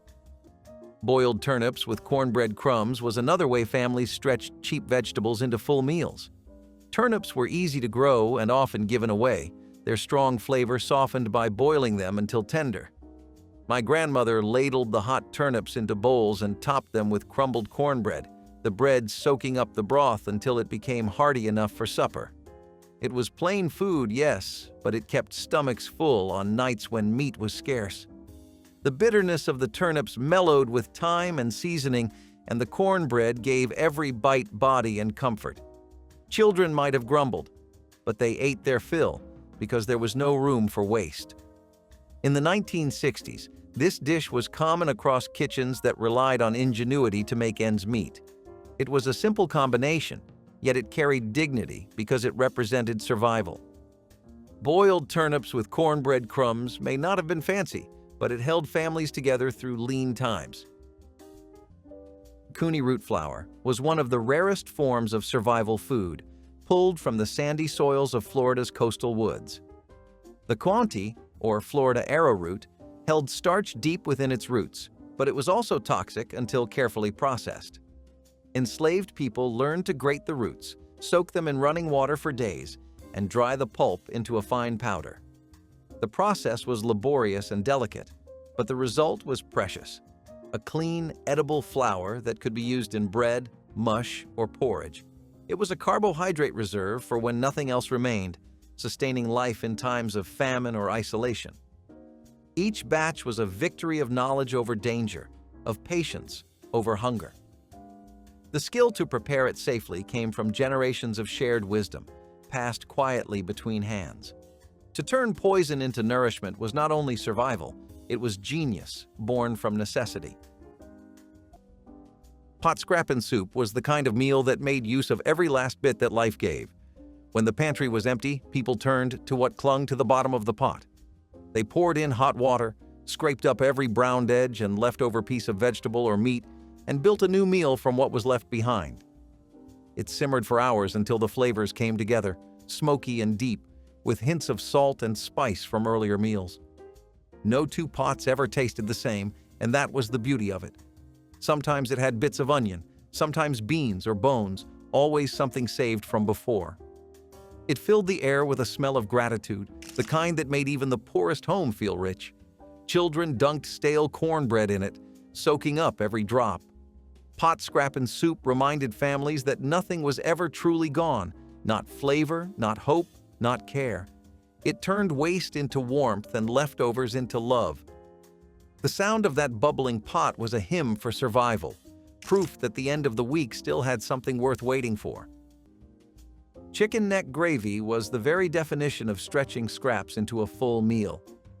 Poultry was expensive and few families could afford large cuts, so nothing from a chicken ever went to waste. Necks were simmered slowly to release every bit of flavor, then thickened into a gravy with flour and drippings. Poured over rice, mashed potatoes, or biscuits, it transformed the cheapest part of the bird into something filling and comforting. Families looked forward to it because it stretched one bird into several meals, ensuring nothing was thrown away. This kind of resourcefulness defined survival cooking, and for many Black families in the South, it was routine.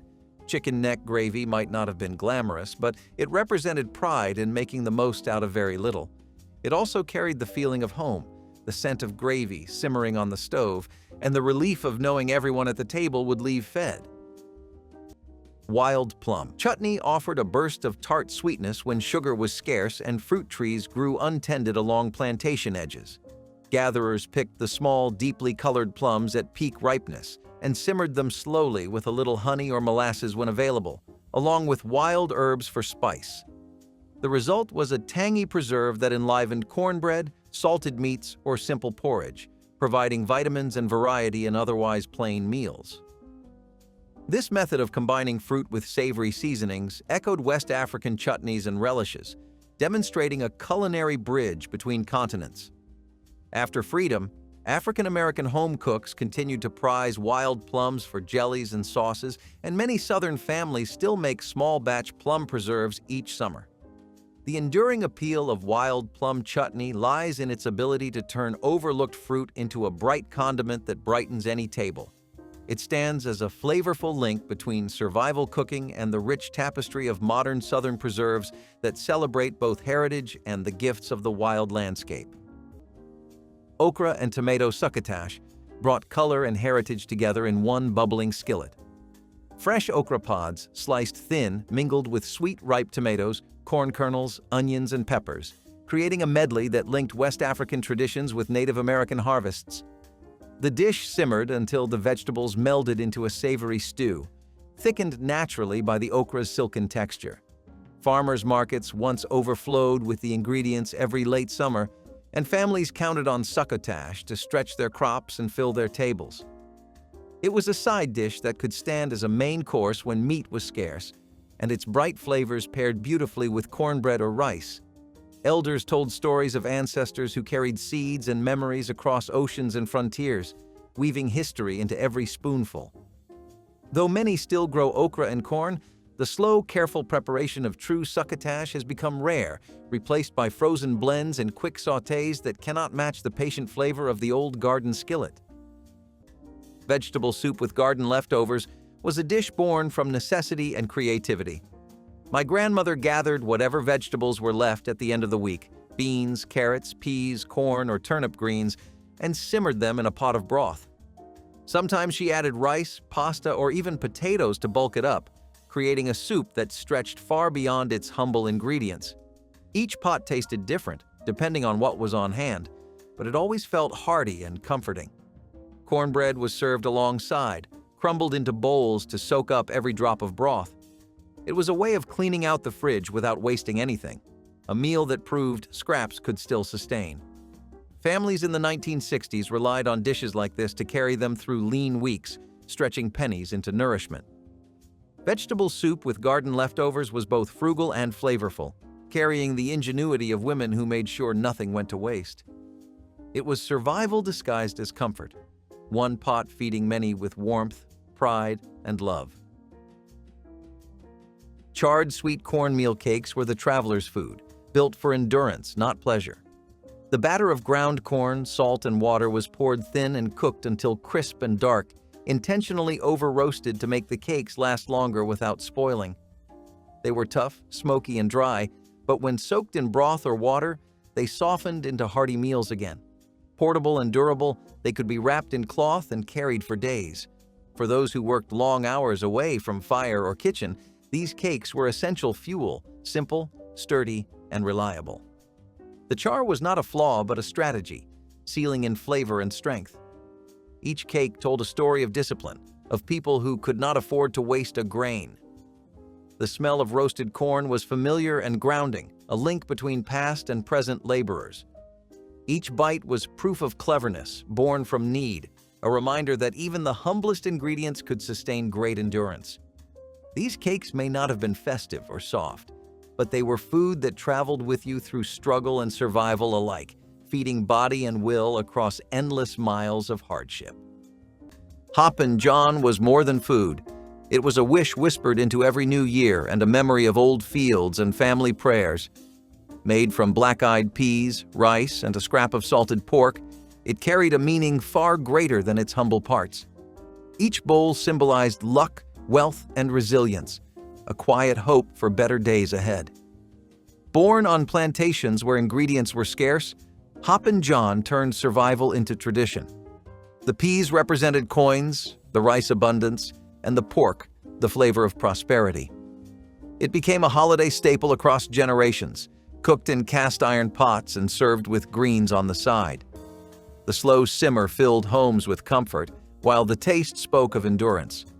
People didn't just eat Hoppin' John, they believed in it. It was a way to honor ancestors who worked the land and still found joy in sharing a simple meal. Every spoonful connected past to present, hardship to hope. In the rhythm of the South, Hoppin' John remains a dish that keeps faith alive, proving that luck can be cooked, shared, and passed down like love itself. Ash cakes were one of the oldest and simplest forms of survival food, baked directly in the ashes of a fire. Cornmeal dough was shaped into patties, placed in hot embers, and brushed clean once cooked. They were smoky, rustic, and filling, often eaten with molasses or a bit of lard if available. Ash cakes reflected a time when ovens were not always accessible and fire was the only tool families had. They were practical and symbolic, tied to centuries of African-American resilience and the resourceful use of corn. Families leaned on ash cakes during journeys, hard work days, and lean years, carrying both history and sustenance in every bite. Eating them meant returning to the most basic form of nourishment, stripped of luxury but full of meaning. Ash cakes were humble food that carried dignity, a reminder that even in the most limited circumstances, people found ways to survive and share. Buttermilk cornbread baked in cast iron anchored countless suppers with its golden crust and tangy bite. The heavy skillet, seasoned from years of use, gave the bread a flavor impossible to match in a modern pan.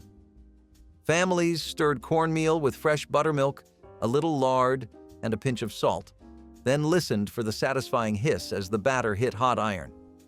The result was a loaf both crisp at the edges and tender inside, perfect for soaking up potlikker from simmered greens or for eating plain with a drizzle of cane syrup. Grandmothers often taught their grandchildren to test the heat of the skillet by flicking in a few drops of water, a small ritual that connected generations. On Sundays after church, the scent of baking cornbread drifted through neighborhoods, promising a meal that united family and friends. Today, prepackaged mixes and quick breads have replaced the slow, careful method that once defined African American kitchens, and the art of true cast-iron cornbread grows rarer with each passing year. Hot water cornbread and fried fish scraps were one of the most inventive pairings my grandmother served. Hot water cornbread was made quickly, mixing cornmeal with boiling water and frying it into golden patties that crisped beautifully on the outside. It was fast, cheap, and filling, the kind of bread that appeared often at the table. To go with it, she fried scraps of fish, tails, heads, or thin trimmings left over from larger catches. What some saw as waste became supper, seasoned and fried until crispy. The two together made a meal that cost almost nothing but filled everyone at the table. The cornbread carried smoky richness, while the fish scraps provided flavor and protein. It was food that came from resourcefulness, proof that nothing was discarded if it could be eaten. Hot water cornbread and fried fish scraps carried the legacy of thrift, turning overlooked parts into a dinner that felt whole.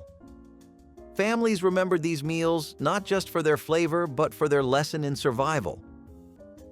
Boiled sassafras leaves, known later as filet powder, were used long before gumbo became famous. The tender green leaves were gathered fresh, dried in the shade, and pounded to a fine powder that could thicken stews and add an earthy fragrance. It turned thin broths into hearty meals and gave bland grains a taste of forest spice. This tradition, shared by Native and African cooks, was a meeting of survival knowledge, a blending of worlds through food. Filet had the power to transform scraps into something comforting, its smooth texture turning necessity into delicacy. In the rhythm of cooking, the powder became a quiet bridge between cultures, its use spreading through coastal kitchens and inland cabins alike. It was not just seasoning, it was story, memory, and innovation mixed together. Long before the word Creole appeared on recipes, sassafras leaves carried the story of adaptation, of hands working together in the heat of the South. Every pinch of powder was both flavor and history, stirred quietly into the pot and passed down through generations who never forgot its worth, a shared inheritance of creativity born from constraint. Turnip-top dumplings were humble food turned holy. You started with a pot of greens simmering low, their smoky scent winding through the house. Bits of flour dough were pinched and dropped into the bubbling pot, swelling as they cooked and soaking up every trace of pepper and salt. The broth grew thick and rich, tasting of the land and the love poured into it. People called it poor man's stew, but it filled the heart as much as the belly. Served steaming in old bowls, it felt like warmth made visible. Children dipped crusts of bread into it while adults closed their eyes and savored the peace it brought. The dumplings were soft and chewy, little pockets of memory, flavored by patience and time.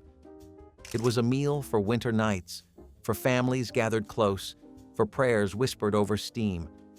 Turnip-top dumplings carried a lesson that still matters. Food is never about wealth, but about care. In every spoonful was the proof that small things, done with love, could feed a world. Turnip and potato hash was a skillet meal that worked wonders when meat was scarce or simply unavailable. Families would dice turnips and potatoes, fry them together in drippings or lard, and season them with onions, salt, and pepper. The combination produced a dish that was both hearty and inexpensive, making it a frequent breakfast or supper in households trying to stretch limited supplies. Turnips were especially important because they were cheap, easy to grow, and available in gardens or local markets. Blended with potatoes, they created bulk without requiring meat to make a plate feel substantial. This hash was also flexible, with families adding whatever scraps of vegetables they had on hand to improve flavor. Though simple, it offered warmth and familiarity to those who often faced uncertainty at mealtime. Turnip and potato hash might not have been glamorous, but it carried families through tough years and gave comfort with every bite. Roasted sassafras roots provided a fragrant tea with a naturally sweet, slightly spicy flavor that refreshed the spirit and offered mild stimulation. Enslaved gatherers carefully dug the young roots of the sassafras tree, washed them, and roasted them over gentle heat to draw out their aromatic oils. When steeped in hot water, the roasted roots released a deep reddish brew with notes of vanilla and citrus. This tea was enjoyed both for its taste and for traditional medicinal uses, reflecting a blend of African and indigenous knowledge about native plants. After emancipation, sassafras tea became a beloved Southern beverage, eventually serving as the base flavor for the first root beers. The practice demonstrates how a simple foraged root shaped a lasting American flavor that extends far beyond its humble beginnings. Roasted sassafras roots show how understanding the forest's offerings allowed communities to create drinks of comfort and cultural significance from ingredients freely given by the land itself. Homemade crackling bread filled kitchens with the savory perfume of pork fat and toasted cornmeal. Families saved every scrap of rendered pork skin, frying it until crisp and then folding the cracklings into cornbread batter rich with buttermilk and a touch of lard. Baked in a well-seasoned skillet, the bread emerged with a crisp crust and pockets of salty crunch that delighted children and elders alike. It was a dish born of necessity, ensuring nothing from the hog went to waste, but it also became a treat that people looked forward to at Sunday dinners. Neighbors often traded cracklings after a hog killing, turning the preparation into a social event that celebrated thrift and flavor. Today, store-bought cornbread mixes rarely capture the depth or texture of the old-style cracklin' bread, and few families still render their own pork. For those who have tasted it, the memory of that smoky, savory slice remains a reminder of community resourcefulness and the joy of making something extraordinary from humble ingredients. Fried rice with scrambled egg was the kind of supper that could be made out of almost nothing but still managed to feel hearty.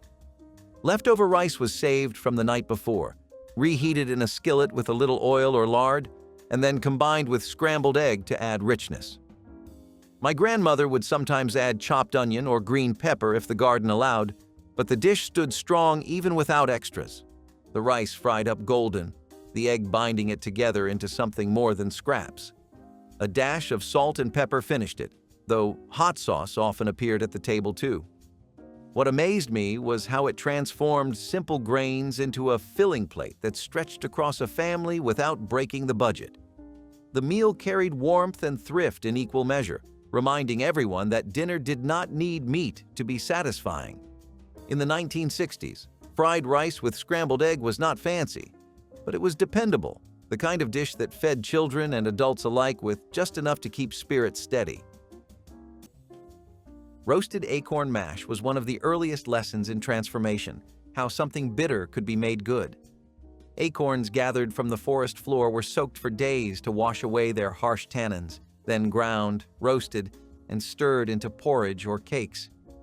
The work was slow, but the result was nourishing, dense, and filling enough to last through the hardest labor. It carried the deep, nutty scent of the woods and a flavor unlike anything from a store shelf today. Making acorn mash required patience and knowledge passed down through generations, blending African technique with native wisdom. It was survival as craft, every step deliberate, every bite earned. For those who lived on the edge of hunger, this humble meal was both shield and strength. It proved that what others overlooked could become a feast in the right hands. Corn husk pudding was dessert for those who knew how to make the earth sweet.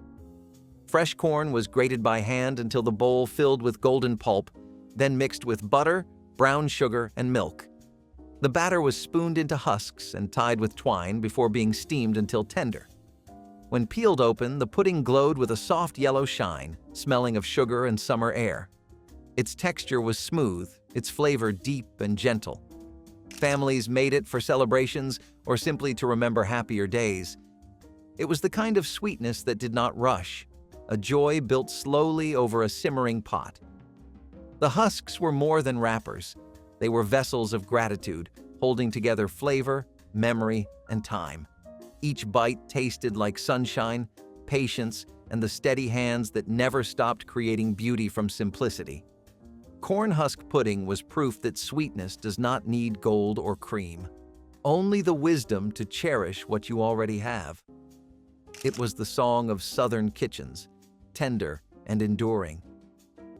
Watermelon rind stew reflects the creativity and endurance of people forced to survive on the edges of the plantation food system. The sweet red fruit was usually reserved for those in the owner's household, but the pale green rind, often thrown away, became a valuable ingredient for the enslaved cooks who transformed scraps into nourishment. Strips of rind were simmered slowly with onions, garden herbs, and whatever seasoning could be gathered or traded, creating a mellow broth rich in minerals and gentle sweetness.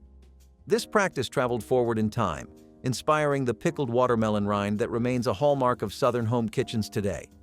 The dish is more than a recipe. It is a record of resilience, showing how African culinary knowledge turned waste into sustenance and flavor. In modern celebrations of African American foodways, watermelon rind pickles and stews continue to honor those who preserved health and dignity through skilled cooking even when denied basic freedom. Red drink. Juneteenth punch flowed like a symbol of freedom and memory at community celebrations marking emancipation. Made from hibiscus petals or bright strawberries steeped into a deep crimson infusion, the drink stood for resilience and the blood of those who fought for liberation. Families would gather in churchyards and town squares, pouring the sweet, tangy liquid into simple cups while music and laughter filled the warm June air. Children chased each other between picnic tables as elders told the story of the first Juneteenth, reminding everyone of the hard-won joy behind the holiday. The punch often carried a gentle spice from cloves or ginger, offering a flavor both refreshing and layered, much like the history it honored. Preparing the drink was as important as drinking it, with women and men alike contributing fruit, sugar, and labor to the cause. Though some communities still keep the tradition alive, many younger generations have never tasted the vibrant red drink that once defined a day of remembrance and celebration. Fried bream with hush puppies was a meal born from rivers, ponds, and hands that knew how to fish. Bream, small and plentiful, cost little more than the time spent catching them. My grandmother cleaned the fish, rolled them in cornmeal, and fried them crisp in hot oil until the skin crackled golden brown. Hush puppies bubbled alongside, little cornmeal fritters that were cheap to mix and cooked quickly. Together, they made a dinner that felt rich without draining a wallet. Families gathered around plates piled high, dipping hush puppies into hot sauce or eating them plain while the fish cooled. The taste was pure Southern tradition, simple, salty, and tied to the land and water.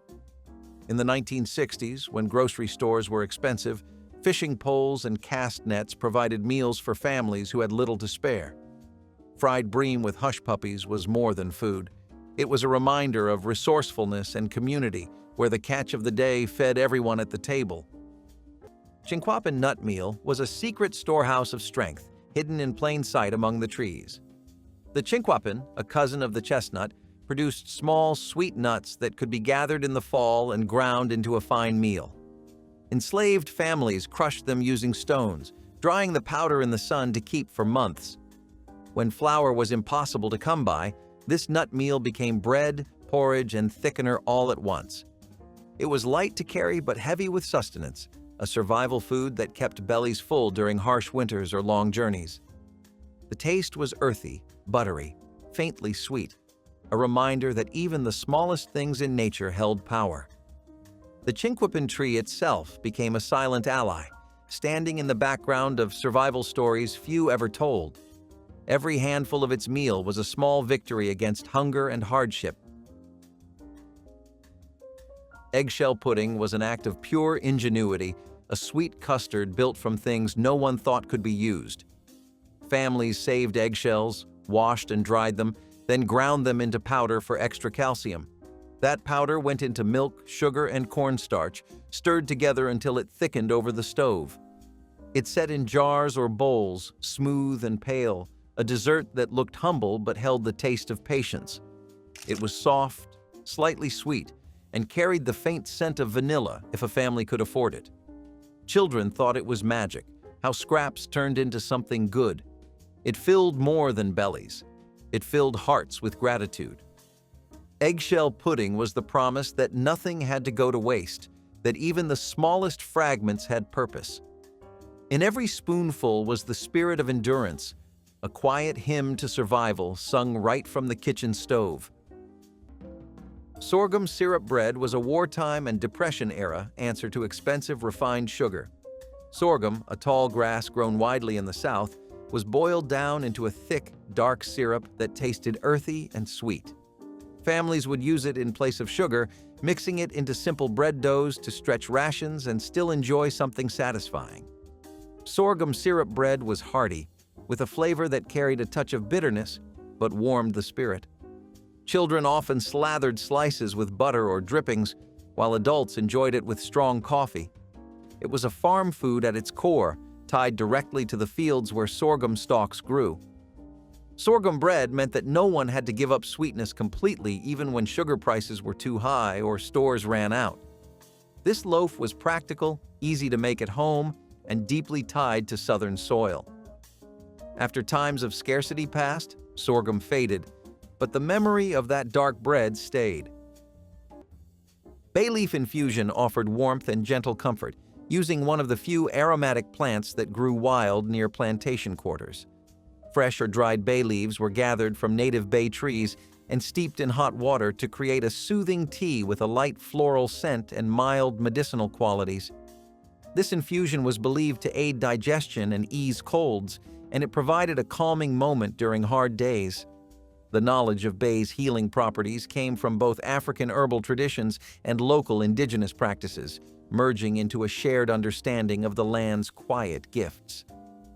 Even after emancipation, African American communities continued to brew bay tea for health and hospitality, and its subtle fragrance remains a hallmark of Southern kitchens where bay leaves still flavor soups and stews. Bay leaf infusion stands as a gentle reminder that survival was not only about calories but also about care, showing how enslaved people drew strength and solace from the natural world around them. Homemade chow chow relish added brightness and crunch to plates crowded with greens, beans, and smoked meats. Cabbage, onions, peppers, and green tomatoes were chopped fine and simmered with vinegar, mustard seed, and sugar until they formed a tangy condiment that could last through winter. Every household had a slightly different recipe, some sweeter, some hotter, each a reflection of the cook's own hand. The relish brought sharp contrast to rich dishes like pork shoulder or pinto beans, cutting through heaviness with a lively bite. In late summer, neighbors gathered to chop vegetables together, sharing stories as big pots bubbled on outdoor fires. Jars lined pantry shelves in rows of glowing gold and green, a promise of flavor when fresh produce was long gone. Over time, store-bought pickles and bottled sauces replaced the careful preparation of chow chow, but its memory endures wherever families recall the sound of knives on wooden boards and the reward of a bright spoonful alongside a hearty meal. Stewed chicken backs were one of those meals that turned scraps into sustenance. In the 1960s, the back of the chicken was considered the cheapest cut, with little meat clinging to the bones. My grandmother bought them in bulk, cleaned them, and simmered them for hours with onions, potatoes, and carrots until the broth grew rich and fragrant. The long cooking softened the bits of meat so they slid easily from the bones, creating a meal that was both filling and flavorful. Families served the stew over rice or with cornbread, stretching the broth even further. The dish carried smoky undertones if she added a ham bone or a splash of fatback, but it was nourishing even without extras. What made it memorable was how something so overlooked could still feel satisfying and dignified at the table. Stewed chicken backs reminded families that nothing should be wasted, and even the smallest scraps could anchor a full dinner. It was a meal of patience, thrift, and creativity, proof that the cheapest part of the bird could still feed a household with warmth and pride. Cattail shoots were a food of hunger seasons, gathered from marshy ponds and swamps when the crops ran out. The young shoots, pale and tender near the base, could be eaten raw or boiled, tasting faintly of cucumber and corn. They grew where others saw only weeds, a secret supply of nourishment hidden in plain sight. Harvesting them meant wading into mud and cold water, cutting each stalk by hand. Cooked with salt or mixed into cornmeal cakes, they offered fiber, minerals, and hope. The cattail was generous. It provided roots for flour, leaves for weaving, and shoots for eating. Its abundance made it a silent ally to those who had little else. In the face of hunger, these swamp plants became a lifeline, a reminder that survival often grows quietly at the edge of hardship. Red beans and rice was the heartbeat of every humble table across the South. Born from the Creole kitchens of Louisiana, it stretched a handful of beans into meals that could last an entire week. Mondays were often wash days, and this dish cooked low and slow while the clothes dried on the line. Families would toss in whatever scraps of meat they had left, some sausage ends, a bone, or a little ham hock for flavor. The beans softened in the pot, soaking up every bit of smoky spice and salt.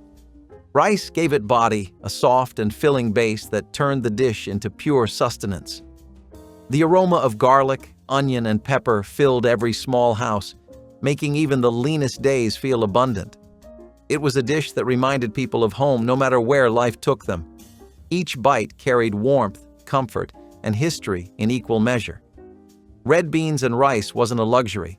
It was a lifeline, a way for families to fill their bellies with dignity.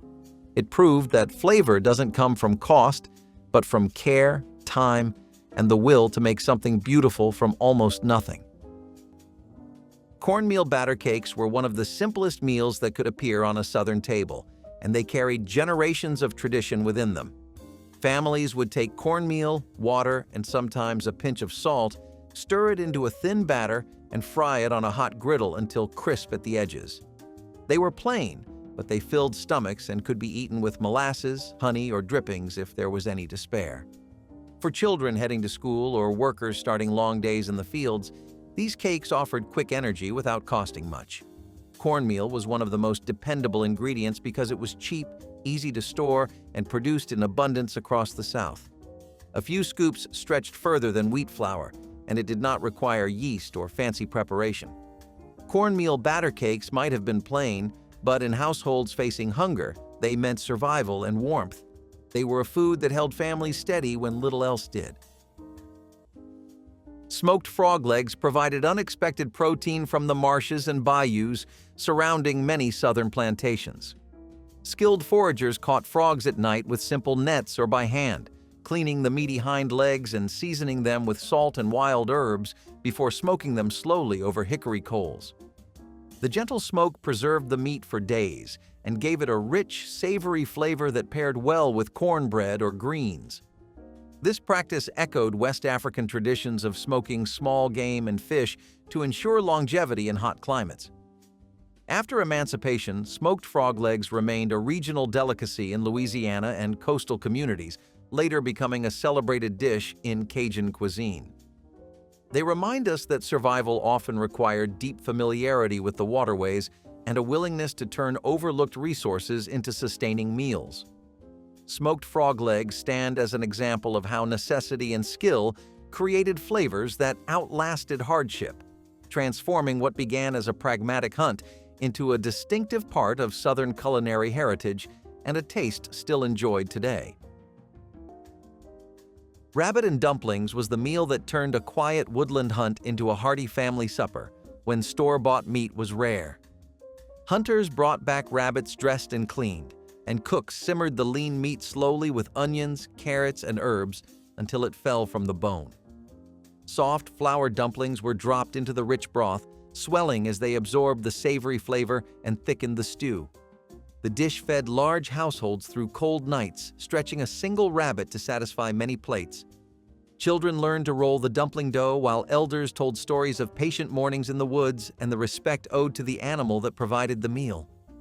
The aroma of simmering broth filled cabins and farm kitchens, promising comfort after long days of work. With modern markets providing endless options, few families still prepare rabbit in this old style. Yet those who recall the tender meat and pillowy dumplings speak of a warmth and gratitude that no packaged dinner can ever replace. Which of these meals from the 1960s brings back the strongest memories for you? Drop a comment below with your favorite. Hit that like button and subscribe so you never miss another trip down memory lane.